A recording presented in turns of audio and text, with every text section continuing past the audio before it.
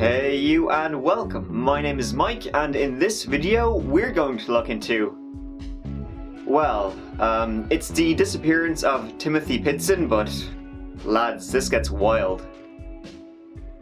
Timothy Pitzen went missing in 2011 and then, bizarrely, reappeared in 2019. Or did he? Let's look into the disappearance of Timothy Pitzen and the just bizarre events that happened after.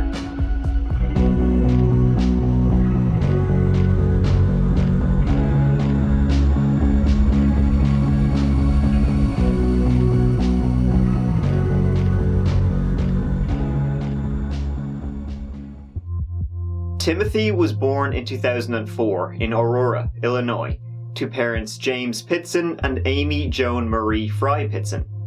The family were by all accounts fairly normal. Timothy was described as extroverted and energetic, a happy, playful kid.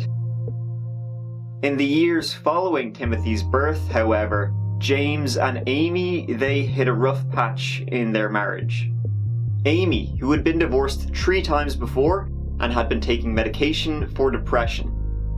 Shortly before Timothy's disappearance, James and Amy had discussed separation and splitting up. Amy's behaviour got increasingly erratic, the family later believing that due to her history of mental illness, if the couple did divorce, it might prevent her from gaining custody of young Timothy.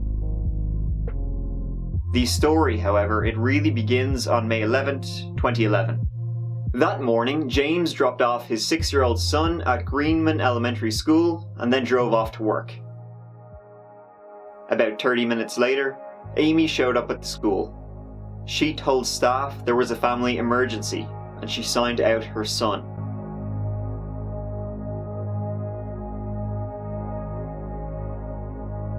As you can imagine, no, there wasn't any family emergency.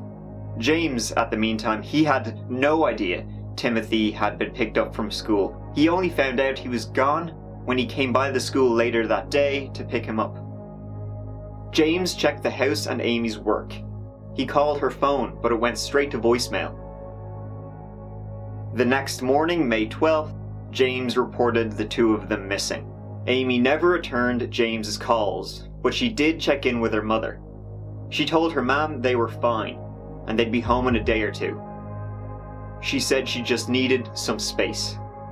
She also called James's brother. She also told him everything was fine. But she did say these startling words, "Timothy belongs to me."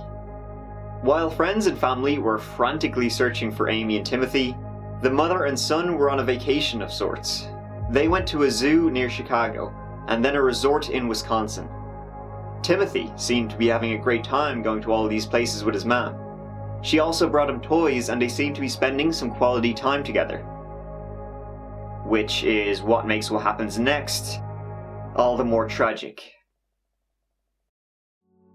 Timothy was last seen on security camera footage at about 10 AM on May 13th, 2011, when he and his mom checked out of the Kalahari Resort in Wisconsin. Shortly after 8 PM that night, Amy was spotted on surveillance video at a grocery store in Rockford, Illinois. She was alone. She checked into the Rockford Inn in Rockford that night at about 11:15 PM.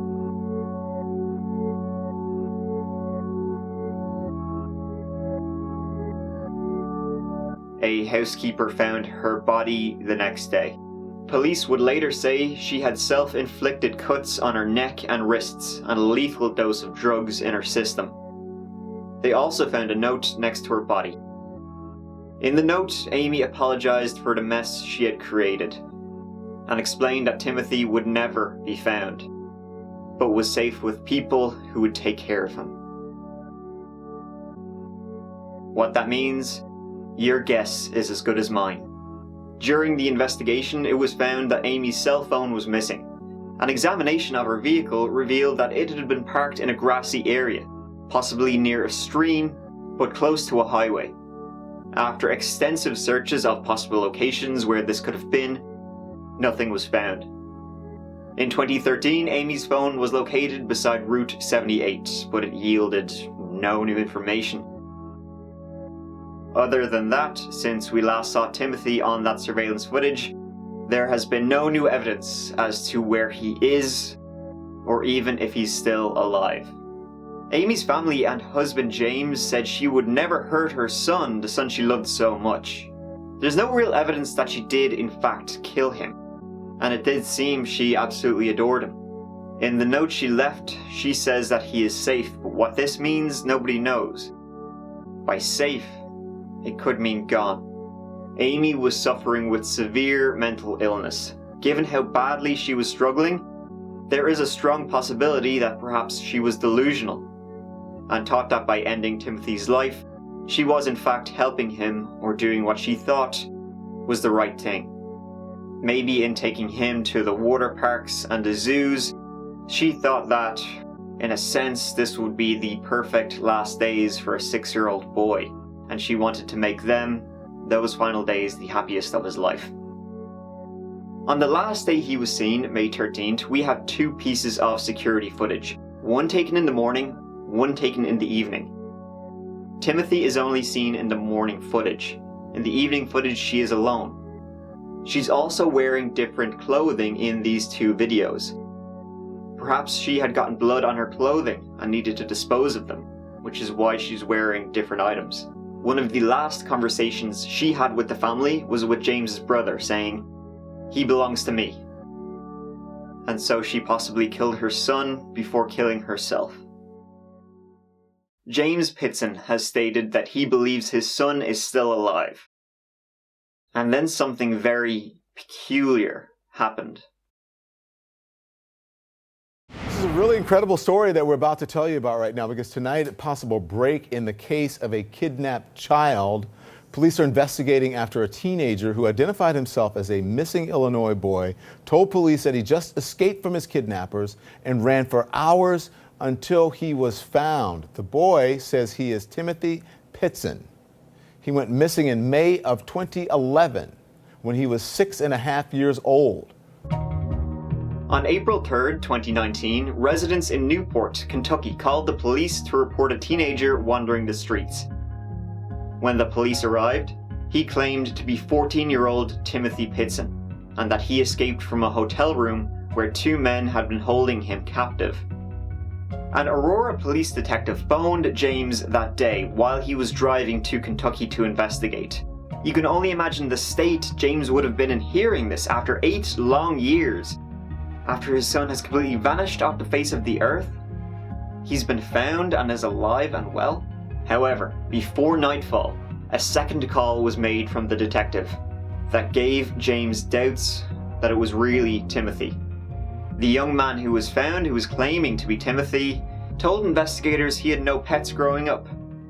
Timothy had 3 cats and a dog.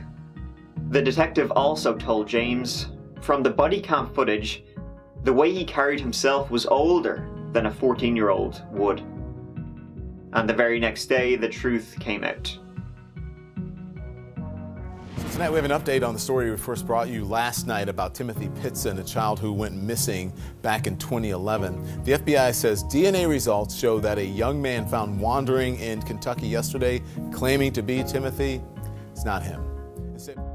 When he was brought to hospital, DNA results revealed the man to be 23-year-old Brian Rini, an ex-convict recently released from prison after serving time for stealing and burglary, who'd previously tried to pass himself off as a sex trafficking victim. He said he adopted Timothy's identity after learning about Timothy's case on ABC's 2020. 23-year-old Brian Rini pleaded not guilty to lying to federal agents. I doubt he's gonna get away with that one. In fact, Brian Rini, further investigation by law enforcement indicated that Rini had actually, on 2 prior occasions, claimed to be a victim of juvenile sex trafficking, and that on those occasions he had been discovered, his true identity had been discovered when he had been fingerprinted. Based on all of that information, the United States has proceeded to file a federal criminal charge against Brian Rini for lying to a federal agent within the jurisdiction of the United States. The crime in this case is punishable by up to 8 years in federal prison because it does involve lying with respect to a material matter about an investigation that involves sex trafficking of children. He has a long list of criminal activity, mental health issues, and had twice earlier portrayed himself in Ohio as a juvenile victim of sex trafficking. Brian Rini was later indicted on 2 counts of making false statements to the FBI and 1 count of aggravated identity theft. He will now be institutionalized for some time to determine whether he is competent to stand for trial, with the trial scheduled to begin on June 24th. As much of a blow as this was to the Pitzen family, having their hopes raised and then dashed almost instantly, James has said he still believes Timothy is out there, that he is alive, and that they will find him. He's probably in the middle of nowhere, being homeschooled someplace, just away from the media and TVs and new technology. Exposure will help get his face back out there, get a description of what he may look like at this time out. He's probably about 145, 150 pounds, between 5'10 and 6'3". You can't give up hope. As soon as you give up hope, then what should I do? What, declare him dead? No, I'm not going to do that. One of Timothy's aunts said, "It's a blessing in that respect, that the more coverage he gets, the better. If it couldn't be him, at least his face gets out there, and his name is out there, so more people saw him. The more we can get his face out there, the better. It's sad we don't have him back, but this will lead to it. Who even knows if Timothy is still alive? But if he is, hopefully, one day they will find him. One thing for sure is that the family will not stop searching anytime soon." Thank you so much for watching. I really appreciate it. If you would like to see some more videos, please subscribe if you wanna, and other than that, thanks again for watching, and I will see you as always real soon in the next video. Mike out.